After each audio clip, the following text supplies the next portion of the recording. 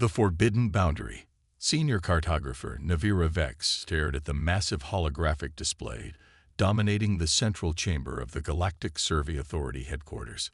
The three-dimensional map glowed with billions of stars, carefully cataloged planetary systems, and the political boundaries of over 400 sapient species across the Milky Way.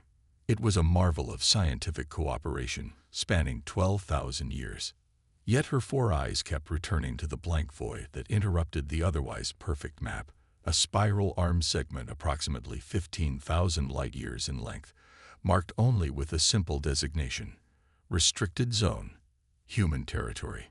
Still obsessing over the humans, cartographer Vex. The voice belonged to Director Morak, the ancient Fularian administrator who had overseen the GSA for longer than Navira had been alive.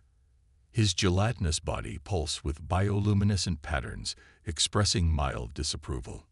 "Not obsessing, Director. Questioning," Navira replied, her scaled skin flushing orange with embarrassment. "The GSA Charter mandates complete cartographic documentation of all galactic regions. This gap violates our founding principles." Morak's body rippled. The humans negotiated exceptional status when they joined the Galactic Concord 2 centuries ago. Their territory is sovereign and closed to outside survey. But why? Navira pressed. Every other species permits basic astrographic mapping, even the paranoid Zith collective. What are humans hiding? "It is not our place to question council agreements," Morak said firmly. "The humans provide exceptional technological innovations and maintain an impressive defense fleet that protects 3 sectors. Their peculiarities are tolerated." After Morak departed, Navira remained, studying the void. As a Syraxian, her species possessed both natural curiosity and formidable pattern recognition abilities, traits that made them excellent cartographers. And right now, all her instincts screamed that something was profoundly wrong with human space. Later that night, in her private research pod, Navira accessed classified historical records that predated humanity's formal introduction to the galactic community. What she found disturbed her. Survey vessels had once freely traversed the region, now known as human space. Several had mapped beautiful worlds rich with resources. Then, approximately 300 years ago, something changed. Vessels began reporting navigation difficulties, sensor malfunctions, and dimensional irregularities. Soon after, ships started disappearing entirely. And then suddenly, humans appeared, a supposedly primitive species that somehow advanced from basic rocketry to controlling a vast territory in less than a century. "You're going to get yourself terminated," remarked Tez, Navira's research assistant, as he entered her pod. His chitinous exoskeleton clicked with anxiety. "The director has already flagged your access patterns." "Look at this." Navira ignored his warning, displaying sensor readings from the last successful mapping expedition to cross what was now human space. "These energy signatures don't match any known cosmic phenomena, and these gravitational distortions violate standard physics." Tez studied the readings. Perhaps that's why the region is restricted. Natural anomalies could pose navigation hazards. Then why not say so? Why the secrecy? Navira pulled up another file and examined the human defensive grid. It extends inward as much as outward. They're containing something, Tez. Or protecting themselves from something, he suggested. Either way, the galaxy deserves to know. Navira's determination solidified. "I'm assembling a team." It took 3 months to gather the specialists she needed.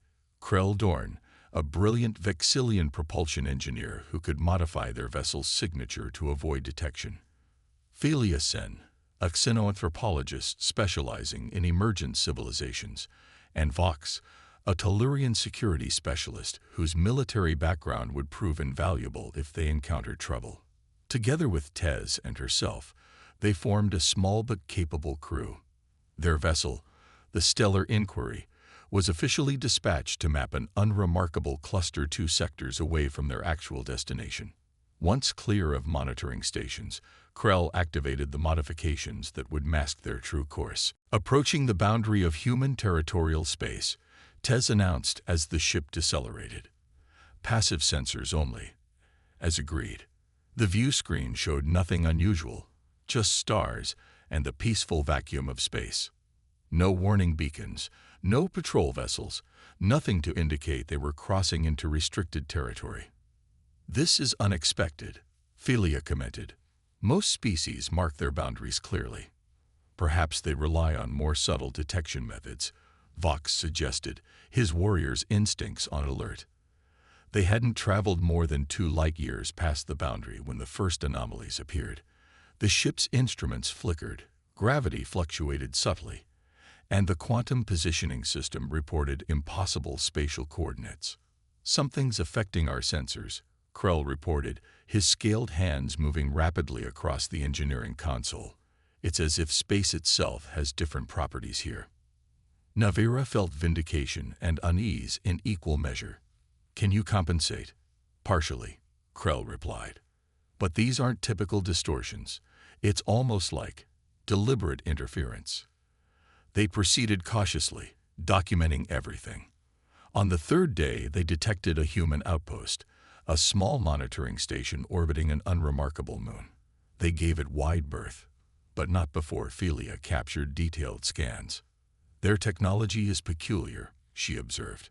"Some aspects are remarkably advanced, perhaps beyond even Fulerian standards, while others seem almost primitive. And there's something else." She highlighted a section of the station.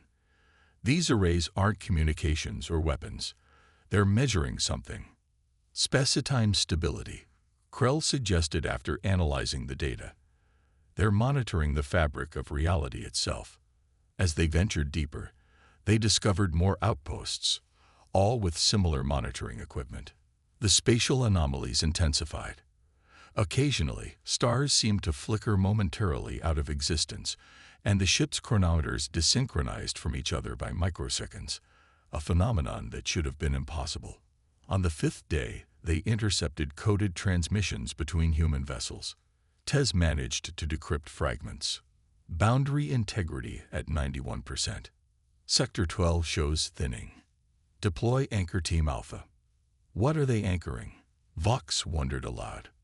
They soon encountered their first human patrol vessel, a sleek craft that appeared suddenly from behind a small asteroid.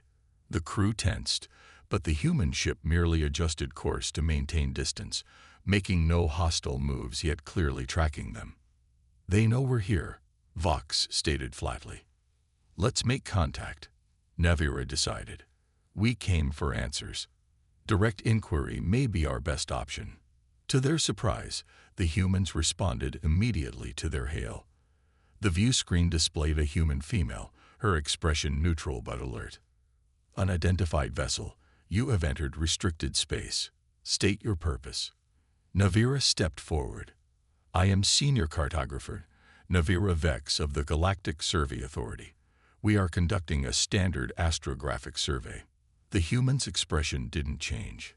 "The GSA is aware that Earth territorial space is exempt from standard mapping protocols under Galactic Concord Agreement 47B. We seek to understand why," Navira replied honestly. 23 GSA vessels have been lost or compromised near your territory. The spatial anomalies we've detected may pose risks to navigation throughout this sector." Something flickered in the human's eyes. "Recognition, perhaps. Transmit your vessel specifications and crew manifest. You will hold position while we evaluate your request." After the transmission ended, Philia turned to Navira. She wasn't surprised. They expected someone would eventually investigate. Hours later, they received coordinates for a meeting at a small human outpost. Against Vox's security concerns, Navira agreed. They needed answers. The human station was utilitarian, with none of the architectural flourishes common to most species installations. They were met by 3 humans, the woman from the communication, and 2 others who remained silent. "I am Commander Elisa Chen, Earth Containment Division." She introduced herself. "Your presence here is problematic, but perhaps inevitable." "Containment Division?" Navira questioned. "What are you containing, Commander?" Chen studied them carefully before responding. How much do you know about multiversal theory, cartographer? The question caught Navira off guard. It's theoretical physics, multiple universe planes potentially existing parallel to our own. Not theoretical, Chen corrected. Empirical. 300 years ago, humanity discovered that the boundaries between universes are not uniformly stable. In some regions, they're dangerously thin. You're suggesting interdimensional breaches? Krell asked, his scientific mind immediately grasping the implications. Chen nodded. In this spiral arm, the membrane between our universe and others has been compromised for millennia. When humanity first developed faster-than-light travel, we discovered something no other species had noticed, or if they did, they didn't survive to report it. She gestured to a holographic display that materialized between them. It showed the region of space they had been traversing, overlaid with swirling energy patterns that pulsed and shifted like living things. We call them rifts. Tears in the fabric of reality. And what lies beyond them? Chen's voice trailed off, her eyes distant. Let's just say there are universes with physical laws inherently hostile to our existence. Universes that would consume ours if given the chance. The guardians of reality. The revelation hung in the air like a physical weight. Navira's 4 eyes blinked in rapid succession as she processed the implications. You're saying humans are. What? Guarding a breach between universes, she finally managed. Commander Chen's face remained impassive, but something in her eyes softened slightly. Not guarding. Containing. There's a difference. She gestured, and the holographic display expanded to show the entirety of human territory. Across its expanse, thousands of pulsing red points appeared, each representing what Chen called a rift. 300 years ago, our first FTL ship accidentally triggered a cascade reaction. We didn't understand what we were seeing at first. Reality itself seemed to warp around us. 3 of our early colony worlds were consumed before we understood what was happening. One of the silent humans, an older male with dark skin and silver hair, stepped forward. I'm Director Okafor, Science Division. What Commander Chen is explaining is that human space isn't just our territory. It's a quarantine zone. But why humans? Philia asked, her anthropologist's curiosity evident. Your species is relatively young in cosmic terms. Okafor's expression grew grim. An evolutionary quirk of our biology. Human brain patterns generate a specific quantum frequency that temporarily stabilizes the rifts when in proximity. We discovered this purely by accident, but it saved us from extinction. And possibly the galaxy, Chen added. Krell, the engineer, moved closer to examine the holographic display. These containment stations, they're amplifying human neural patterns. Precisely. Okafor nodded appreciatively at Krell's quick understanding. We call them anchors. Each requires a minimum crew of 7 humans to maintain barrier integrity. How many stations? Vox asked, his security training focusing on logistics. 17,426. Chen replied without hesitation. With a total of 122,000 human personnel permanently deployed. Navira felt dizzy at the scale of the operation. The galactic community has no idea. We thought humans were just reclusive. It was a deliberate choice. The 3rd human finally spoke, a slight female with intricate markings etched into her scalp where hair would normally grow. I'm Ambassador Reyes. I helped negotiate our exception with the Galactic Concord. She moved with a strange gliding gait that Navira couldn't help noticing, almost as if she wasn't fully subject to the station's gravity. We faced a dilemma, Rice continued. Reveal the threat and risk panic, or quietly contain it while presenting ourselves as just another emerging spacefaring species. The Concord Council knows, Chen clarified. A select committee of 5 representatives. No one else. Tez, who had been unusually quiet, suddenly spoke up. The missing survey ships. What happened to them? A heavy silence fell. Chen and Okafor exchanged glances. Some encountered active rifts, Chen finally answered. Others, well, some of our anchor stations were still experimental in the early days. There were incidents. You destroyed them, Vox stated flatly, his hand instinctively moving toward his weapon. No, Ambassador Reyes said firmly. But some of your people witnessed things they shouldn't have. Reality breaches have psychological effects on non-human minds. We tried to help them, but the damage was extensive. Navira recalled the reports of returned crews suffering from unexplained psychological trauma and shuddered. Show them, Okafor said quietly to Chen. They've come this far. Commander Chen studied each of them in turn, as if measuring their mental fortitude. Finally, she nodded and touched a control on her wrist. The lights dimmed, and a section of the station wall became transparent, revealing a massive chamber beyond. Inside, 7 humans sat in circular formation, cables connecting their temples to a central column that pulsed with energy.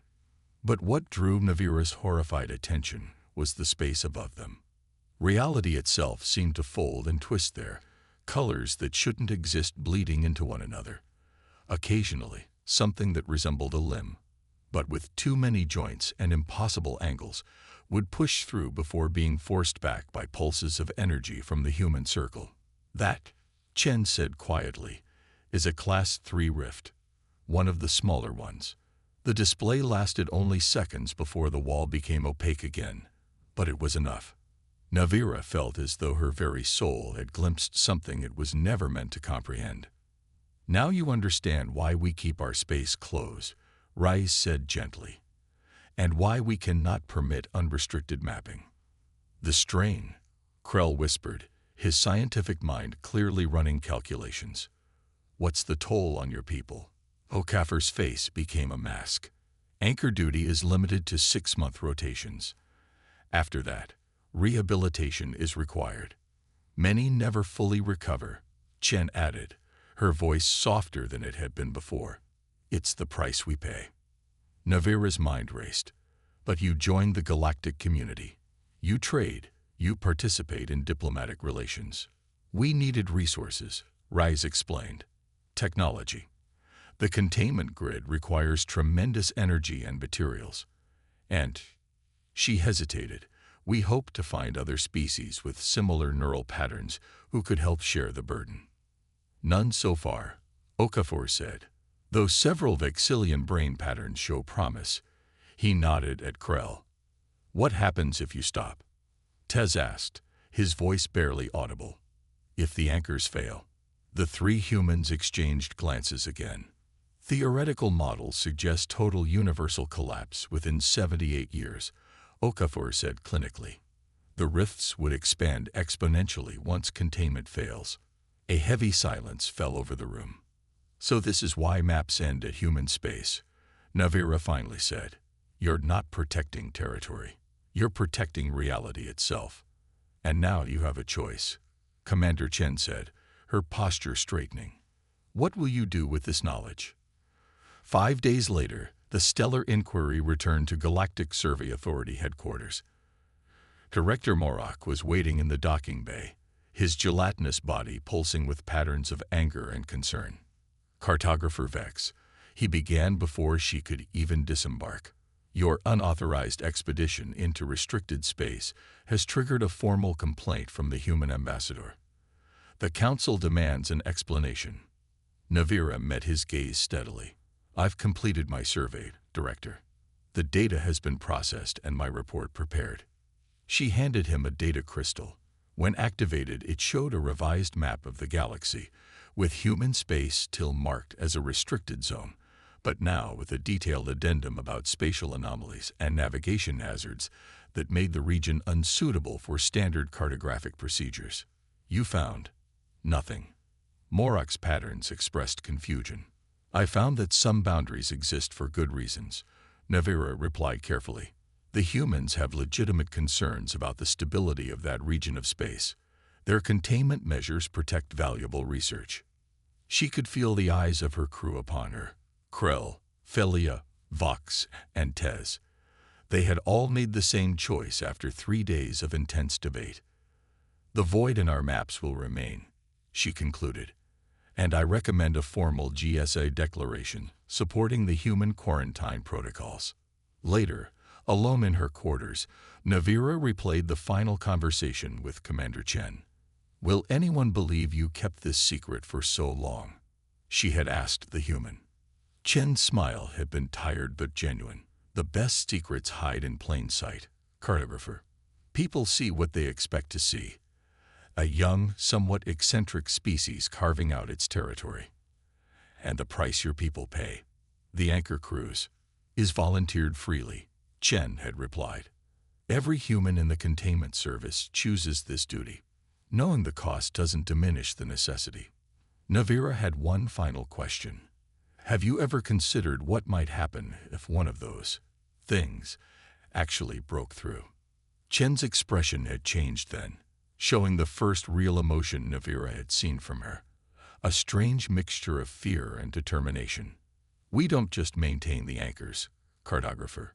Every human vessel is equipped with what we call a reality bomb, a device that can collapse a localized section of space-time if containment fails. It's a last resort. You'd sacrifice yourselves." Without hesitation, Chen had replied. "After all, we're not just protecting human space. We're the boundary between existence and something far worse than mere death." Now, looking out at the stars from her quarters, Navira understood why galactic maps ended at human space and why no one questioned it. Some knowledge was too dangerous, some burdens too heavy to share. But she also understood something else, that somewhere in human space, thousands of men and women sat in circles, their minds forming barriers against cosmic horror, paying a terrible price so that the rest of the galaxy could sleep peacefully, never knowing how close they came each day to annihilation. And for the first time in her life, the idea of an incomplete map brought her comfort.